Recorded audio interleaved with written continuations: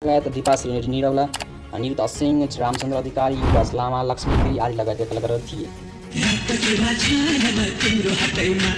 2000 सालमा राजेश राईको अर्को चलचित्र आउँछ बसन्ती नामक चलचित्र, जुनमा निकै राम्रो कथावस्तु समेटिएको थियो, तर फिल्म भने व्यावसायिक रूपमा फ्लप भयो। त्यसपछि 2000मा अर्को फिल्म खेल्छन् माइली, जहाँ उनको अपोजिटमा विपना थापा हुन्छन्। फिल्म सुपरहिट भएको थियो।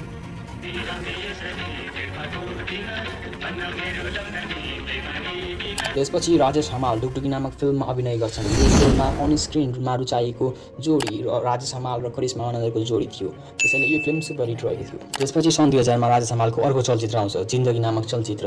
यो फिल्म बक्स अफिसमा सिर्फ एभरेज साबित भएको थियो। त्यसपछि हमाल 2000 सालमै अर्को चलचित्र मुक्तिदाता नामक चलचित्रमा देखिन्छन्। लिड रोलमा राजेश हमाल र जलसा थिए। फिल्मले व्यावसायिक रूपमा ठिकठाक कमाइ गर्दै फिल्म एभरेज साबित भएको थियो। 2000 सालमा हिरो नामक चलचित्रमा हमाल अनुबन्धित हुन्छन्। फिल्म सुपरहिट रहेको थियो। यो मायाको सागर अशोक शर्माद्वारा निर्देशित र